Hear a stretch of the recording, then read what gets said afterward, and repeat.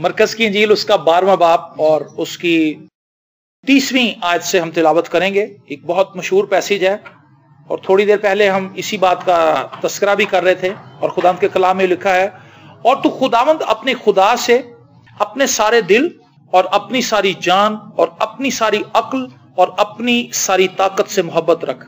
दूसरा यह है कि तू अपने पड़ोसी से अपने बराबर मोहब्बत रख, इनसे बड़ा और कोई हुक्म नहीं। फकीह ने उससे कहा, ए उस्ताद, बहुत खूब, तूने सच कहा कि वो एक ही है और उसके सिवा और कोई नहीं, और उससे सारे दिल और सारी अक्ल और सारी ताकत से मोहब्बत रखना और अपने पड़ोसी से अपने बराबर मोहब्बत रखना सब सोख्तनी कुर्बानियों और ज़बीहों से बढ़कर है। आमीन। एक शख्स है, यीशु मसीह के पास आता है, फकीह है, और ये खुदावंद से पूछता है कि बड़ा हुक्म कौन सा है।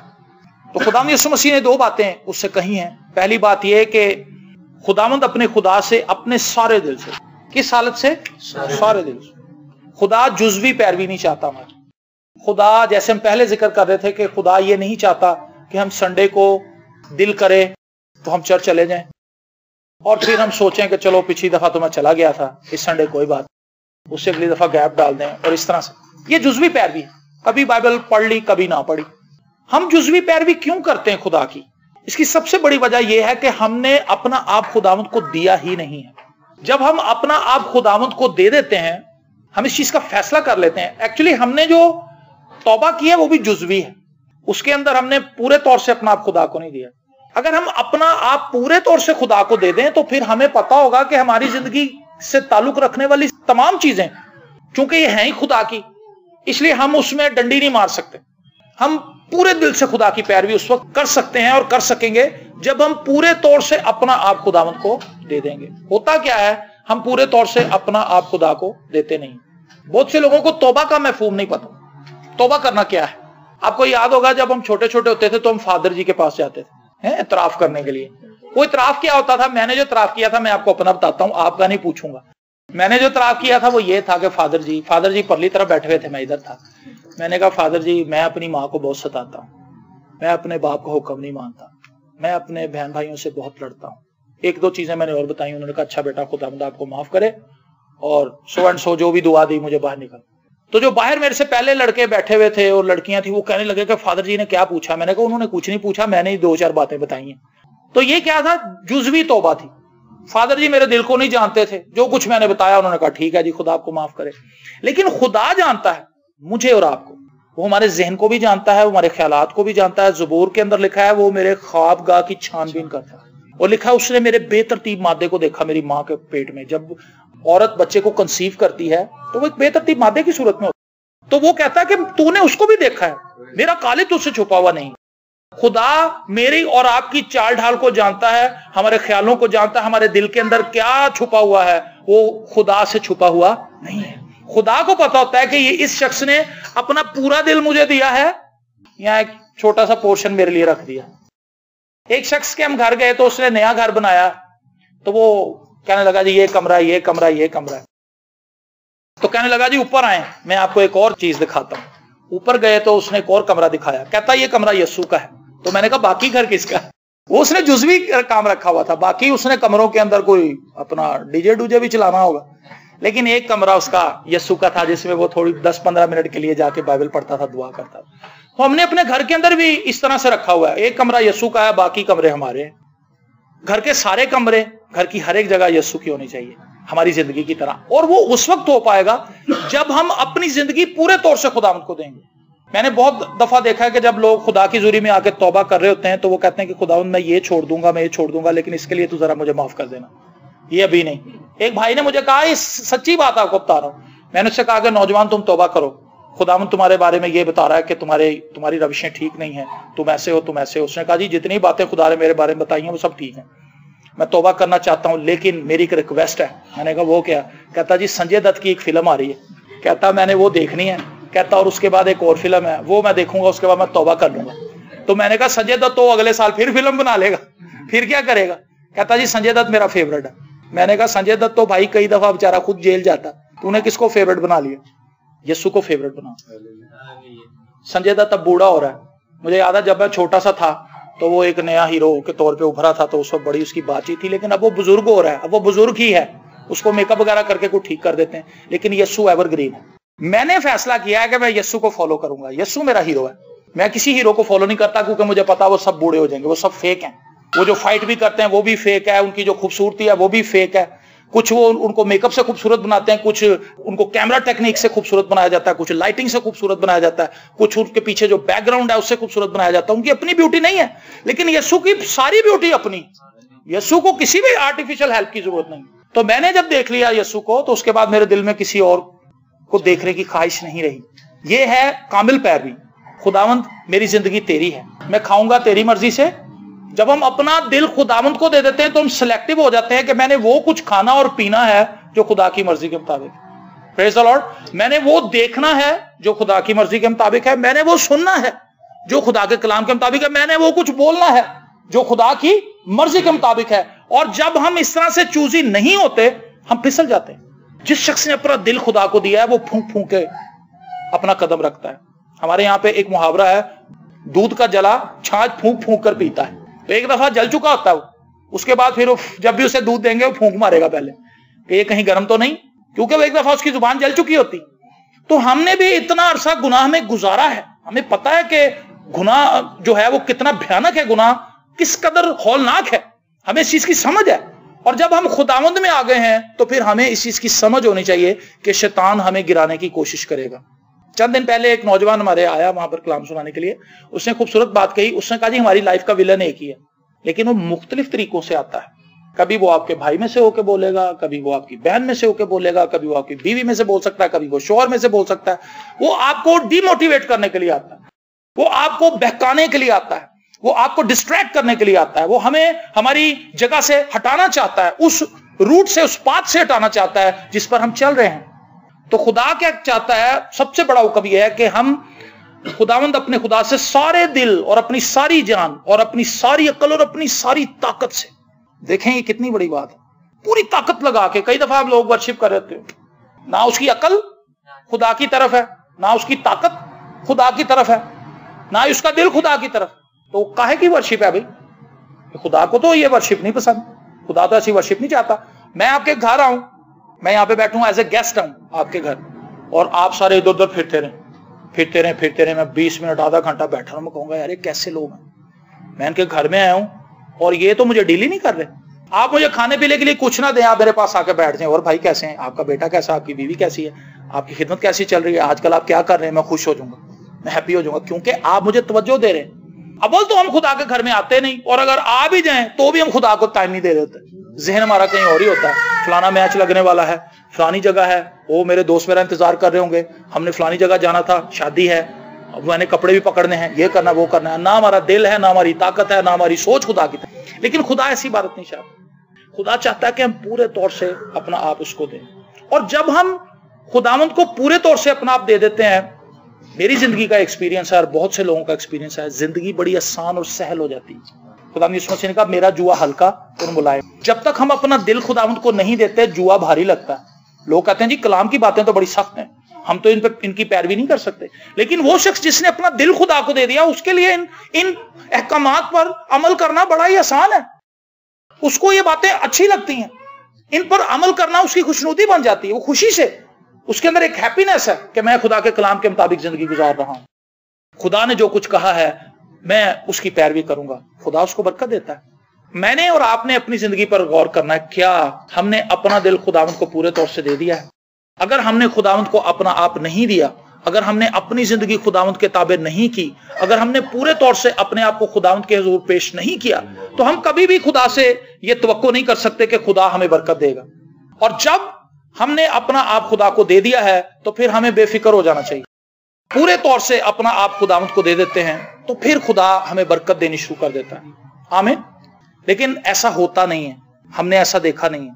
लोग जुज़वी तौर पर खुदा के साथ चल रहे हैं, पूरे तौर से खुदा के साथ नहीं चल रहे, और उनकी लाइफ में बरकत भी नहीं है। जिस शख्स ने अपना आप खुदा के साथ जोड़ लिया है, जैसे मैंने चार्जर की बात की थी, वो चार्ज होता रहता है, उसकी लाइफ में ब्लेसिंग आती रहती है। जिस चीज की उसको जरूरत होती है खुदा उसको वक्त पे मुहैया कर देता है। जो चीज उसे चाहिए होती है वो उसे मिलती रहती है, और जो चीज उसे नहीं भी मिलती वो उसके लिए भी खुदा की शुक्रगुजारी करता है। क्यों? क्योंकि उसे पता है कि वो चीज मुझे नहीं मिली। किसी शख्स ने कहा कि खुदा अगर आपकी दुआ नहीं सुन रहा आपको ये महसूस हो रहा है कि खुदा मेरी दुआओं को रद्द कर रहा है या खामोश है, तो उसने कहा इसका मतलब ये नहीं कि खुदा आपकी दुआओं को रद्द कर रहा है। खुदा के पास आपके लिए बेस्ट प्लान है। जो चीज आप खुदा से मांग रहे हैं, खुदा उससे बेस्ट आपको देना चाहता है। खुदा चाहता है कि जो चीज ये मांग रहा है या मांग रही है, इसका ज़हन उससे जरा हट जाए, फिर मैं अपना प्लान इस पर जाहिर करूंगा। अब्राहम के ताल्लुक से मैं अक्सर बताता हूं, वो कहने लगा कि बस इस्माइल ही तेरे ज़ूर जीता रहे, लेकिन खुदा ने उससे कहा कि नहीं, ये वो बच्चा नहीं है, तू तो सिर्फ इस्माइल का ही बाप बनना चाहता है, मैं चाहता हूं कि तू कौमों का बाप हो। हालेलुया। और मेरी और आपकी जिंदगी के अंदर ब्लेसिंग उस वक्त आएगी जब हम पूरे तौर से अपना आप खुदा को देंगे। मैंने ये कहानी शायद पहले भी यहां पर शेयर की थी, और मैं ऐसे अक्सर सुनाता हूं कि एक बच्चे ने, वो टीवी देख रहा था, जैसे आप अक्सर यहाँ पे आजिक टीवी देखते हैं, आजिक टीवी पे कोई शख्स कलाम सुना रहा था, उसने तौबा कर ली उस बच्चे ने, और वो रो रहा था। उसकी माँ कहने लगी कि बेटा आपको क्या हुआ है? उसने कहा कि मामा मैं बैठा हुआ था यहाँ पे टीवी देख रहा था और पादी साहब ने कलाम सुनाया और मुझे एहसास हुआ कि मेरी जिंदगी के अंदर गुनाह है, मुझे तौबा करना चाहिए, मुझे यीशु मसीह के खून की जरूरत है, मैंने यीशु मसीह का खून अपने ऊपर लिया है, मैंने यीशु मसीह को अपनी जिंदगी का बादशाह बना लिया। उसने सोचा कि छोटा बच्चा है, ये बातें कर रहा है, जो कुछ इसने टीवी में सुना है वो दोहरा रहा है। उसने कहा चलो बेटा खुदा आपको बरकत दे। जब शाम को खाना खाने लगे तो वो अपनी माँ से कहने लगा कि मामा आपने जो खाना बनाया, जो फलियां बनाई हैं, क्या ये यीशु को पसंद है फलियां? उसकी माँ कहने लगी भी यीशु ने फलियां था। उसने कहा कि आप क्यों पूछ रहे हो? उसने कहा नहीं नहीं, आप मुझे बताएं यीशु को फलियां पसंद है या नहीं। उसने कहा यीशु को पसंद है फलियां। उसने कहा लेकिन आप क्यों पूछ रहे हो? उसने कहा इसलिए क्योंकि यीशु मेरे दिल में रहता है, अगर मैंने फलियां खा ली और यीशु को पसंद ना हुई तो। देखें ये वो म्यार है, ये वो स्टैंडर्ड है जिस पर मसीही को चलना है। उसने फूंक फूंक कर कदम रखना है, क्योंकि उसकी पोशाक खुदावंद यीशु मसीह के खून से धुल के साफ हो गई। और शैतान क्या चाहता है कि वो मेरी और आपकी पोशाक को दागदार करे। वो कहता चलो कोई बात नहीं, अब तो आपने सिगरेट छोड़ दी है, अब तो कोई ऐसा मसला नहीं, एक आधी सिगरेट दोस्तों के साथ, ये तो कोई ऐसी बात नहीं। आप कहते चल ले आ यार हम पी लेते। वो दागदार करता है। और फिर होता क्या, एक सिगरेट के बाद वो हमें, पहले शैतान के पास बड़े ट्रिक्स हैं, पहले वो हमें उकसाता है, जबरदस्ती नहीं करवा सकता, वो उकसाता है। वो आपका हाथ पकड़ के आपको गलत काम नहीं करवाएगा, वो उकसाता रहेगा, आपके जहन में स्ट्राइक करता रहेगा एक चीज को। और फिर जब हम उसको मान लेते हैं, पहले वो हमें उकसाता है गुनाह कर ले, जब हम गुनाह कर लेते हैं उसके बाद वो कहता है तू तो बड़ा दुआ गो बना फिरता था, तू तो बड़ा कलाम पढ़ रही थी आजकल, तो ये क्या है, तू तो गुनाहगार है, तू ऐसे ही रहेगी। और पहला भी उसने झूठ बोला, हमने वो उसका पहला झूठ मान लिया, अब वो दूसरा झूठ बोल रहा है कि तू कभी ठीक नहीं हो सकती, तू ऐसे ही रहेगी। और खुदा तुझसे प्यार नहीं करता, ऐसे लोगों से खुदा मोहब्बत नहीं करता। आप उसके पहले ही झूठ को ना माने, उससे कहेंगे भाई ये बात खुदा के कलाम के मुताबिक है ही, मैं तो वही कुछ करूंगा जो खुदा के कलाम के मुताबिक है, मैं तो वही कुछ करूंगी जो खुदा के कलाम के मुताबिक है, क्योंकि मैंने अपना दिल खुदा को दे दिया, मेरे दिल में यीशु बसता है। लिखा है ज़बूर नवीस कहता है मैंने तेरे कलाम को अपने दिल में रख लिया है ताकि मैं तेरे खिलाफ गुनाह ना करूं। हमें खुदा के कलाम को अपने दिल में स्टोर करने की जरूरत है। घरों में बड़ी बड़ी अच्छी जगह है, नीट एंड क्लीन है, उसके अंदर वो शावर करते हैं और परफ्यूम लगाते हैं, उसके अंदर बाइबल रखते हैं। एक फैमिली है, बड़ा खूबसूरत उन्होंने एक पोर्शन बनाया है, उसके अंदर उन्होंने शीशा लगवाया, उसके अंदर परफ्यूम छिड़कती डेली। मैंने कहा जी ये आपने क्या किया, बड़ी खुशबू आ रही। कहती है यहाँ पे बाइबल पड़ी हुई है ना, इसलिए हम यहाँ पे परफ्यूम छिड़कते हैं। तो मैंने कहा जी आप पढ़ते नहीं, सिर्फ परफ्यूम ही छिड़कते। परफ्यूम छिड़कने से कुछ नहीं होना, इस कलाम को हमने अपने दिए। ये तो वो चीज है जो दुनिया को मुअत्तर कर देती है, हम उसे मुअत्तर कर रहे हैं। ये तो जिंदगी को परफ्यूम्ड कर देती है। जिस जिंदगी में खुदा का कलाम आ जाता है उसमें से रोशनी निकलती, उसमें से नूर निकलता, उसमें से खुशबू निकलती है, तो हम उसको खुशबूदार बना रहे हैं। वो तो पहले खुशबू है, उसमें से तो खुशबू निकलती है, हम उस खुशबू को तो रिसीव नहीं कर रहे, हम उल्टा उसके ऊपर आर्टिफिशियल खुशबुएं फेंक रहे। शायद हम इससे समझते कि हमारी इज्जत है, ये शैतान के बहकावे हैं जिसमें हम फंस गए। खुदा चाहता है कि हम पूरे तौर से अपना दिल उससे दें, रिस्पेक्ट करें, खुदा की ऑनर करें। और लिखा है इज्जत तेरी बदावेगा याकूब का खुदा। जो शख्स खुदा को ऑनर करते हैं, खुदा ने एली काहिन से कहा था, खुदा ने कहा तू अब मेरी वैसी इज्जत नहीं करता जैसे तू पहले करता था, अब तू अपने बच्चों की ज्यादा इज्जत करता। उसके बच्चे भी उसके साथ साथ ही थे, चूंकि वो भी काहिन, सेकंड काहिन थे, लेकिन उसके बच्चों का चाल चलन अच्छा नहीं था एली काहिन की। और वो बुरे काम करते थे, जिनाकारी करते थे, चोरी चकारी करते थे, लोगों से गोश्त जो लोग कुर्बानी के लिए लेके आते थे उसमें से एक बड़ा हिस्सा साफ वाला पीस खुद काट लेते थे, बोनलेस। और वो लोगों को, लिखा है इसराइलियों को उस दौर के अंदर कुर्बानी से कराहियत हो गई थी। आपके जहन में एक चीज है कि मैं ये लेके जा रहा हूं, रास्ते में एक बंदा आता है, वो कहता है कि जी हाफ पीस तो मुझे देना जरा और बाकी की आप खुदा के पास ले जाए, तो आपके दिल पे क्या बीतेगी? वैसे ही करते थे और लोगों के अंदर एक बेचैनी पैदा हो गई थी। खुदा ने कहा कि तू मेरी इज्जत नहीं करता, तेरे बच्चे गुनाह से भरे हुए हैं। वो ये मानते तो थे कि हम काहिन हैं, लेकिन वो 2 नंबर काहिन। 2 नंबर पादरी थे। आज हमें अपनी जिंदगी के ऊपर गौर करने की जरूरत है। हम खुदा से बहुत तवक्को लगाए बैठे, लेकिन कभी हमने सोचा कि खुदा भी हमसे तवक्को कर। देखा, खुदा ने दुनिया से ऐसी मोहब्बत रखी कि उसने अपना इकलौता बेटा बख्श दिया ताकि जो कोई उस पर ईमान लाए हलाक ना हो बल्कि हमेशा की जिंदगी। खुदा ने बेस्ट मेरे लिए और आपके लिए कर दिया। अब खुदा हमसे ये तवक्को करता है कि वो मोहब्बत जो उसने दिखाई है उसके एवज में हम कितनी मोहब्बत दिखाते हैं। खुदा यीशु मसीह ने कहा जिसके ज्यादा गुनाह माफ हुए हैं वो ज्यादा मोहब्बत दिखाएगा। एक औरत आपको याद है जो खुदा यीशु मसीह के पास आई और उसने इतर डाला खुदा यीशु मसीह के पैरों पे और अपने बालों से पोंछने लगी, तो कहने लगे कि खुदावंद ये क्या कर रही है औरत। उसने कहा जिसके ज्यादा गुनाह माफ हुए हैं वो ज्यादा मोहब्बत दिखाता है। मैं तेरे घर में आया लेकिन तूने मुझे पैर धोने के लिए पानी नहीं दिया, लेकिन इस औरत ने जब से मैं हूं अपने आंसुओं से मेरे पैरों को धो रही है, क्योंकि वो गुनाहगार औरत थी लेकिन उसे पता चल गया कि मेरे गुनाह धुल चुके हैं। हालेलुया। जिस शख्स को पता चल जाता है कि मेरे ऊपर तो एक बोझ था गुनाहों का, खुदा यीशु मसीह ने उठा लिया है, मेरे पाप धुल चुके हैं, उस शख्स की जिंदगी बड़ी खूबसूरत है। जिस शख्स को ये पता चल जाए, जिस पे भेद खुल जाए कि मेरे गुनाह। वॉचमैन नहीं, एक खुदा का खादिम गुजरा है, उसने अगर 30 साल खिदमत की है तो 28 साल वो जेल में रहा। जेल में ही उसने किताबें लिखी हैं और बहुत टॉप क्लास प्रीचर है। वो कहता है कि जिस दिन मुझे निजात का तजर्बा मिला, चाइना का रहने वाला था, तो उसने कहा मेरे दिल में ख्वाहिश थी कि मैं शंघाई की गलियों के अंदर चीख चीख के लोगों को बताऊं कि लोगों सुनो मेरे गुनाह माफ हो गए। उसको ट्रू एक्सपीरियंस हुआ था इस चीज का। हम बपतिस्मा भी ले लेते, तौबा भी कर लेते, सब कुछ कर लेते, फिर भी हम यही कहते रहते हैं बड़े गुनाहगार हैं। सारी उम्र गुनाहगार ही रहते हैं और जब मर जाते हैं तो फिर हम उनको सेंट बना देते हैं। एक शख्स सारी उम्र अपने आप को गुनाहगार कहता रहा, जब वो मर गया हमने उसको सेंट कह दिया। जबकि बाइबल मुकद्दस बताती है कि जिंदा लोग सेंट हैं। वो लोग जो मसीह पर ईमान ले आते हैं, यीशु मसीह के खून से धुल जाते हैं, वो मुकद्दसीन है। बाइबल मुकद्दस उन्हें मुकद्दस डिक्लेयर करती। मरे हुए भी सेंट हैं, वो खुदा उनके साथ चलते रहे, उनका जमीनी सफर खत्म हो गया, वो सेंट थे और सेंट हैं, सेंट रहेंगे। लेकिन जो जिंदा है उनका क्या है? वो भी तो यीशु पर ईमान रखते हैं, तो यीशु के साथ चल रहे हैं, वो भी मुकद्दस है। वो इसलिए मुकद्दस नहीं कि वो बड़े नेक हैं, वो इसलिए मुकद्दस है क्योंकि उन पर बर्रे का लहू है। हालेलुया। और उनके गुनाह माफ हो चुके हैं। खुदा चाहता है कि हम पूरे दिल से उसकी पैरवी करें। हमने अपनी जिंदगी को आज देखना है। अगर हम अपनी जिंदगी के किसी पोर्शन में खुदावंद के साथ खींचातानी कर रहे हैं तो हम सरेंडर कर। खुदा से शिकस्त खाना फतहबंदी है।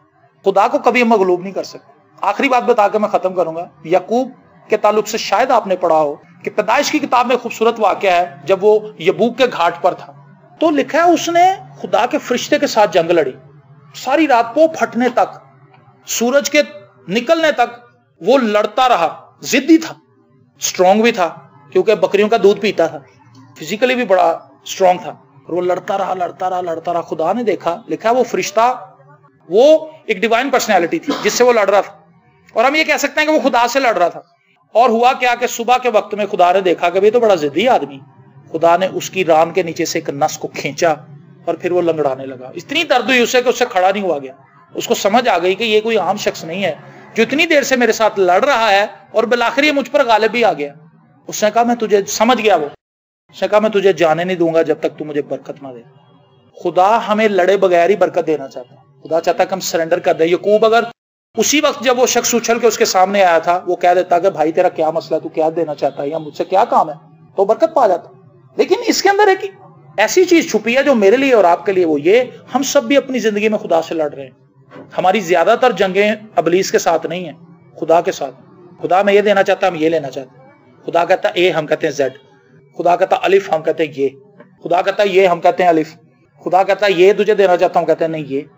हम जिदबाजी कर रहे हैं खुदा से। लेकिन जब हम खुदा के जोर सरेंडर कर देते हैं अपनी लाइफ को, तो फिर खुदा की बरकत हमारी जिंदगी में जारी हो जाती है। खुदावंद मेरी नहीं बल्कि तेरी मर्जी पूरी। ये दुआ का बेहतरीन पोर्शन है जो गतसमनी बाग में खुदावंद यीशु मसीह ने की थी।